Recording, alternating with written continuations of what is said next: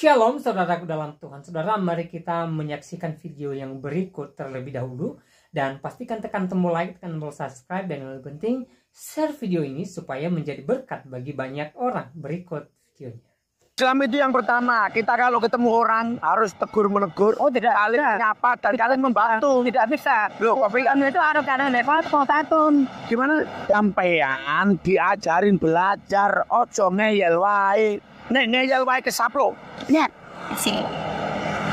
Pak, itu perkaranya Pak. Ya. KTP-nya kenapa? Kalau membuat KTP pasti ada pertanyaan. Pertanyaan apa? Islam, Kristen, Ya. Konghucu. Ya. Bapak tahu kan Konghucu dulu? Ya. Kalau saya belum beragama, Loh, sehingga tidak bisa buat KTP. jenengan belum beragama nanti ikut sama saya masuk Muslim. Loh, ya tidak bisa. Oh, enggak mau. Tahu Islam? Ya. Islam itu apa coba? Waduh. Pak, Islam itu agama keyakinan saya. Ya, Bapak harus menerangkan Islam itu apa? Karena keyakinan kan. Ya. Terus. Berarti Bapak tahu Islam. Oke, terus. Terus Pak, monggo, ayo. Misalnya nggak tahu Islam, harus nanam ke saya. Makanya Bapak, kalau memang jenengan mau belajar sama saya, monggo. Islam itu yang pertama, kita kalau ketemu orang harus tegur menegur. Oh tidak, kalian nyapa dan kalian membantu. Tidak bisa. Loh, tapi Kamu itu harus kalian lewat kontatun. gimana? Islam itu harus kalian Islam harus sabtun. Artinya? Ada kan rukun, ya satu lima Islam ada Islam. Oke. Pertama saja, ya kan? Saya rukun nggak sama Bapak lah. Saya rukun nggak sama Bapak. Saya negur Bapak loh. Saya niat membantu Bapak loh. Rukun. Berarti kan saya rukun. Kalau nggak rukun itu saya nggak negur Bapak.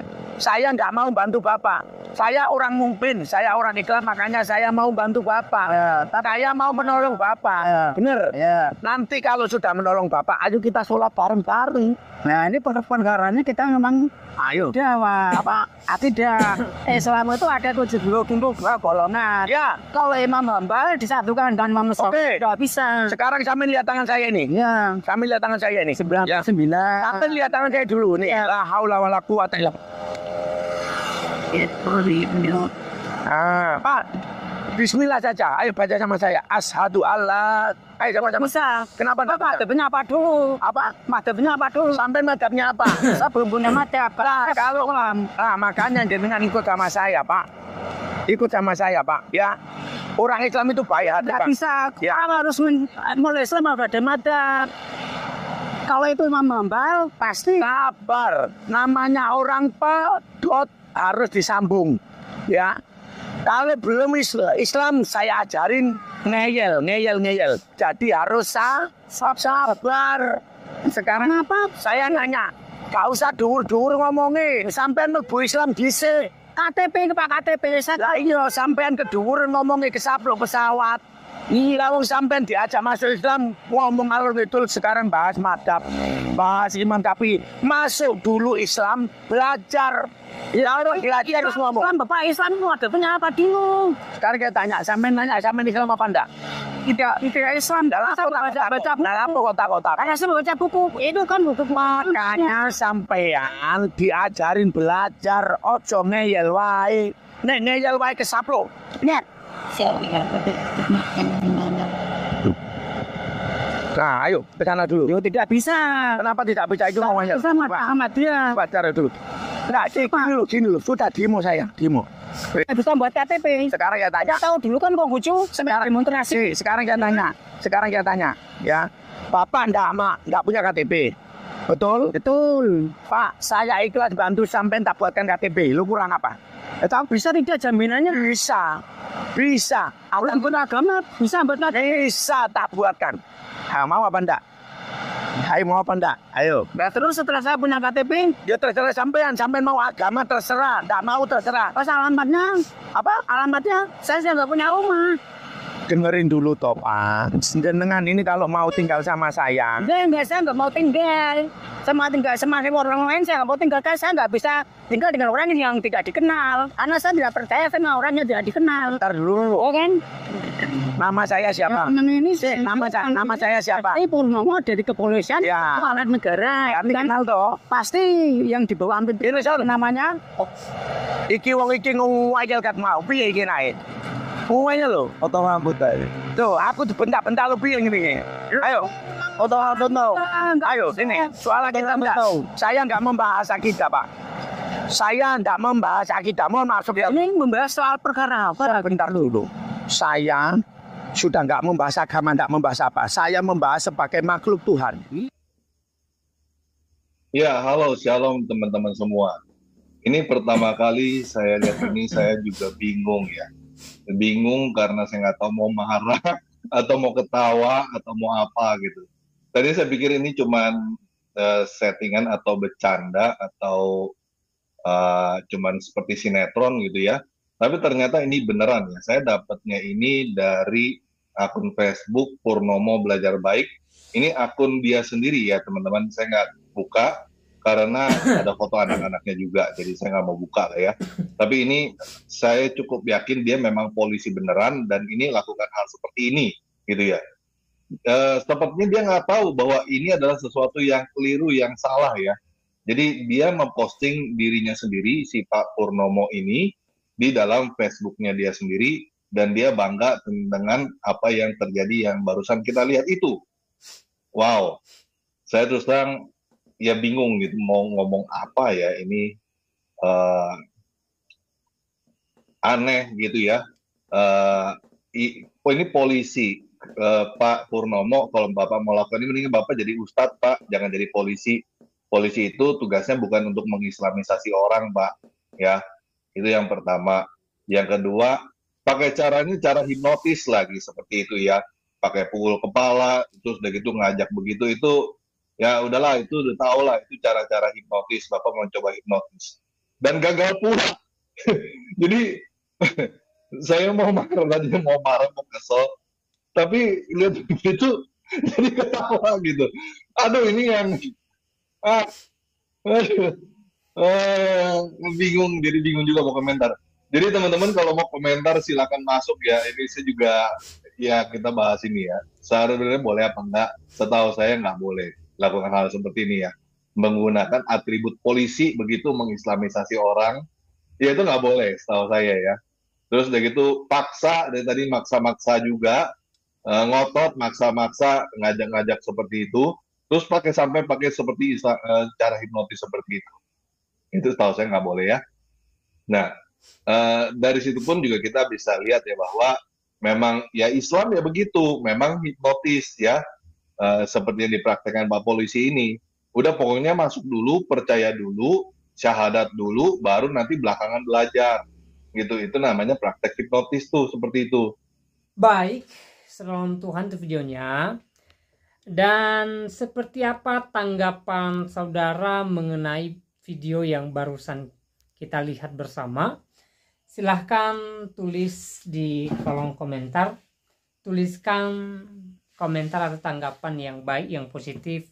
Terutama tanggapan yang memuliakan Tuhan dan juga yang memberkati banyak orang pastinya. Saudara dalam Tuhan, di kesempatan ini saya mau pesankan beberapa hal buat kita ya tentang apa yang kita alami hari-hari ini. Saudara, saya tidak tahu apa yang sedang diperhadapkan dengan saudara. Tapi apapun yang sedang kita alami hari-hari ini, mari kita tetap bersyukur kepada Tuhan. Mari kita tetap memuliakan Tuhan. Mari kita tetap mengandalkan Tuhan dalam kehidupan kita. Kalau saat ini kita sedang dalam sukacita, kita sedang bahagia, kita sedang bersukacita, kita sedang diberkati, saudaraku dalam Tuhan, kita harus tetap bersyukur kepada Tuhan. Karena sumber kebahagiaan kita, sumber sukacita kita adalah Tuhan. Tuhan yang memberikan kita sukacita, Tuhan yang memberkati kehidupan kita, Tuhan yang memberikan kita kesehatan, umur panjang, Tuhan yang memberkati keluarga kita. Jadi kita harus bersyukur kepada Tuhan, karena biarlah segala kemuliaan hanya untuk Tuhan saja. Dan sebaliknya, kalau seandainya saat ini kita sedang mengalami goncangan, mengalami berbagai masalah, mengalami berbagai kesusahan, ya, persoalan demi persoalan silih berganti dalam kehidupan kita. Saudaraku dalam Tuhan, kita tidak boleh mengeluh, Kita harus percaya bahwa Tuhan ada buat saya dan saudara. Tuhan tidak pernah meninggalkan kita. Tuhan senantiasa menyertai kita. Tuhan senantiasa memimpin kita. Tuhan senantiasa ada untuk menjawab segala keluh kesah kita dalam doa yang kita naikkan kepadanya. Yang terpenting adalah kita percaya kepada Tuhan. Kita berdoa kepada Tuhan. Kita serahkan pergumulan kita kepada Tuhan. Dan kita yakin bahwa di waktunya Tuhan, Tuhan pasti mendatangkan kebaikan dalam segala kehidupan kita. Saudara dalam Tuhan, saya teringat satu tokoh dalam Alkitab, yaitu Esther. Saudara, kalau saudara membaca kitab Esther, di sana kita bisa melihat bagaimana keajaiban Tuhan dia nyatakan bagi Esther dan juga bagi bangsa Israel yang ada di Media Persia. Kita tahu persoalannya, di mana kehidupan mereka terancam, saudaraku dalam Tuhan. Ya. Dan apa yang dilakukan oleh Esther? Dia menyuruh bangsa Israel berdoa, berpuasa 3 hari 3 malam. Artinya mereka berserah kepada Tuhan. Mereka mengandalkan Tuhan. Esther tidak mengandalkan jabatannya sebagai ratu. Tidak, saudara dalam Tuhan. Tetapi dia kembalikan segala kemuliaan bagi Tuhan. Dan juga dia serahkan semua persoalan itu kepada Tuhan. Dan dia menyuruh supaya bangsa Israel yang ada di Media Persia juga melakukan hal yang sama, berdoa kepada Tuhan, berkabung, berserah kepada Tuhan, yang menyampaikan keluh kesah itu kepada Tuhan dan mengatakan bahwa kita tidak mampu menjawab tantangan ini. Hanya Tuhan yang mampu membebaskan kita dari persoalan ini. Jadi mereka berserah diri kepada Tuhan. Dan apa yang terjadi, saudaraku dalam Tuhan? Tuhan mendatangkan kebaikan. Tuhan mendatangkan pertolongan bagi mereka di waktu yang tepat. Saudaraku dalam Tuhan, begitu juga dalam kehidupan kita. Kita adalah anak-anak Tuhan. Tuhan sudah berjanji bahwa Tuhan menyertai kita hingga selama-lamanya. Dan saya percaya bahwa dalam keluh kesah kita hari-hari ini, Tuhan ada bagi saya dan saudara. Tuhan tidak pernah meninggalkan kita. Hal yang terpenting adalah kita tetap percaya akan kuasa Tuhan. Kita tetap percaya akan mukjizat Tuhan. Dan juga kita serahkan semua persoalan kita kepada Tuhan. Jikalau hari ini doa kita belum terjawab, saudara dalam Tuhan, jangan kecewa, jangan berkecil hati. Tetapi percayalah bahwa ketika kita tetap bersandar kepada Tuhan, tidak meninggalkan Tuhan dalam kesusahan kita, maka di waktunya Tuhan pasti mendatangkan kebaikan bagi saya dan saudara. Ada waktu Tuhan yang tepat. Ya, Tuhan akan berkarya di waktunya Dia. Jadi kita tidak bisa memaksa Tuhan harus melakukan apa yang kita inginkan hari-hari ini. Karena Tuhan tahu apa yang terbaik dalam kehidupan saya dan saudara. Mungkin kita minta sesuatu, tetapi Tuhan tidak mengabulkannya. Ya, Tuhan tahu apa yang perlu kita minta, apa yang sedang kita butuhkan, apa yang sedang kita gumuli, ya. Dan Tuhan pastinya tahu apa yang terbaik dalam kehidupan kita. Tuhan tidak pernah memberikan yang tidak terbaik. Tuhan selalu memberikan yang terbaik dalam kehidupan kita. Jadi saudaraku dalam Tuhan, sekali lagi, apapun yang kita alami hari-hari ini, apapun persoalan kita, tetap percaya akan kuasa Tuhan, tetap bersandar kepada Yesus Kristus, tetap berdoa kepada Tuhan, dan juga mari kita hidup dalam firman Tuhan.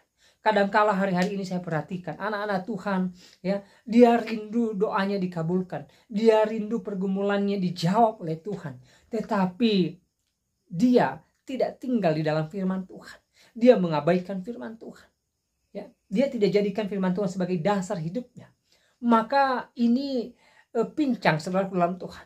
Ya, kita mau keinginan kita dikabulkan, sementara kita tidak mau melakukan apa yang dikehendaki oleh Tuhan melalui firman-Nya. Ya, jadi dua hal ini harus kita lakukan dalam kehidupan kita. Kita percaya kuasa Tuhan dan juga kita harus hidup di dalam firman-Nya. Kita harus taat kepada Tuhan. Kalaupun Tuhan tidak menjawab segala doa kita, itu tidak menjadi persoalan. Yang terpenting kita memberikan yang terbaik bagi Tuhan. Kita memuliakan Tuhan. Kita hidup dalam firman Tuhan. Ya, saudara dalam Tuhan, saya katakan bahkan kalau di dunia ini kita tidak mendapatkan apa-apa, upah kita besar di surga ketika kita taat kepada Tuhan. Sekali lagi, mari kita tetap taat kepada Tuhan, mari kita tetap mengandalkan Tuhan, dan percayalah bahwa Tuhan senantiasa menjadikan kita kepala, bukan ekor. Saudaraku dalam Tuhan, kiranya video singkat ini memberkati kita, dan Tuhan Yesus memberkati kita semua. Shalom.